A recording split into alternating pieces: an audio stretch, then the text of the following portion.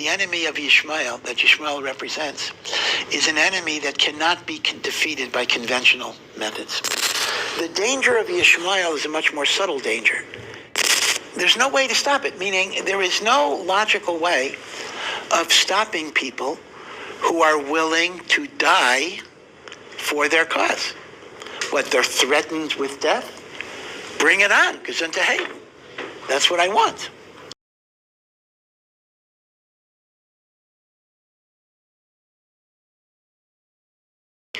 في مقطع فيديو منتشر على مواقع التواصل الاجتماعي يقوم طالب جامعي يهودي بسؤال حاخام يهودي حول كيف أن المسلمين يستجيب الله لدعائهم مع اتباعهم لدين مزيف. وعلى العموم فإن اليهود يعتقدون أن المسلمين يعبدون نفس الإله الذي يعبده اليهود ولكن فقط أن دينهم مزيف.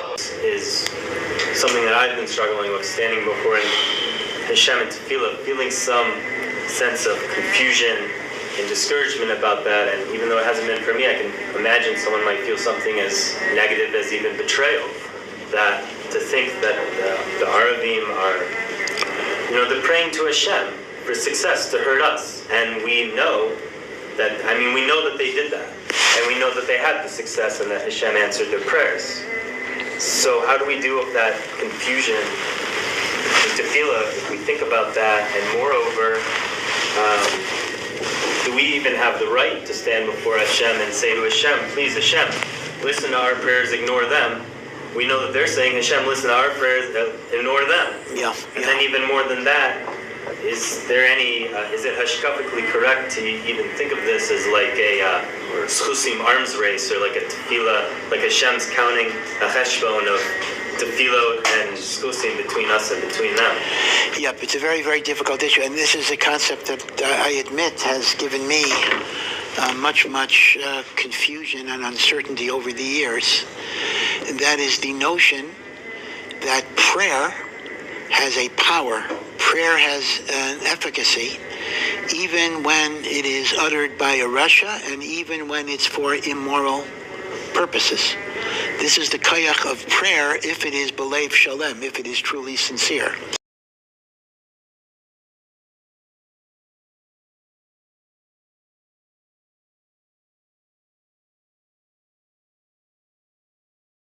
There is something called dark spiritual energy. Tefillah is a spiritual energy, and even when it comes out of darkness, it has a certain power.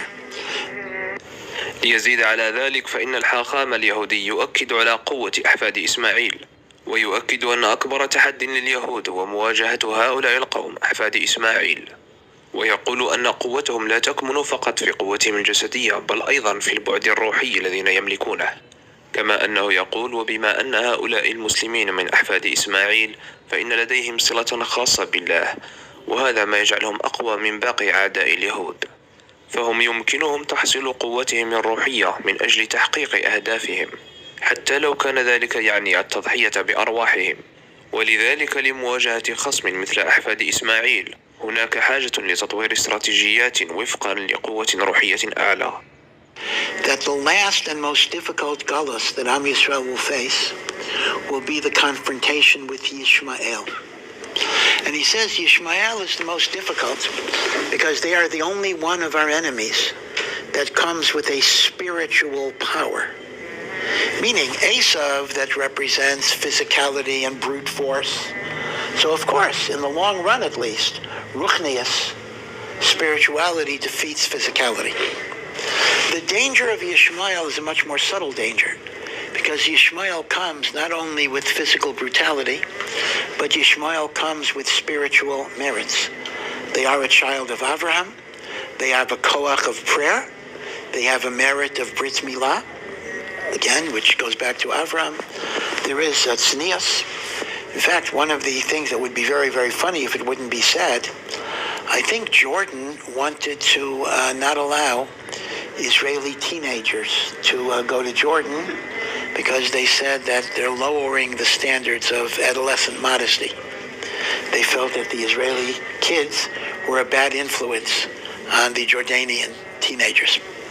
Again, it would be funny if it wouldn't be said, but okay. So that raises the question that you're raising again, which is very perplexing. And that means because they have these merits, they can pray for bad things. And there's a certain power in their prayer. هناك شيء يجب أن نقوله هنا. وفقا لتعاليم الإسلام فإن الدعاء على الآخرين بالشر محرم شرعا باستثناء حالة دعوة المظلوم على من ظلمه. قال تعالى: لا يحب الله الجهر بالسوء من القول إلا من ظلم وكان الله سميعا عليما. حسنا، لنعد إلى موضوعنا. And indeed, this is very, very clearly the case. If we think about this, the enemy of Yishmael, that Yishmael represents, is an enemy that cannot be defeated by conventional methods. There's no way to stop it, meaning there is no logical way of stopping people who are willing to die for their cause. What, they're threatened with death? Bring it on, gesundheit. Hey, that's what I want.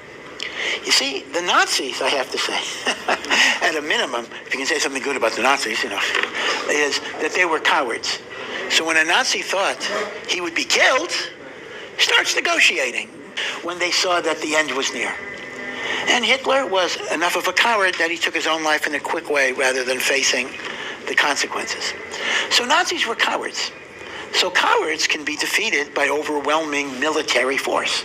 Mutual assured destruction only works when you either have cowards or at least normal people, people who don't want to die.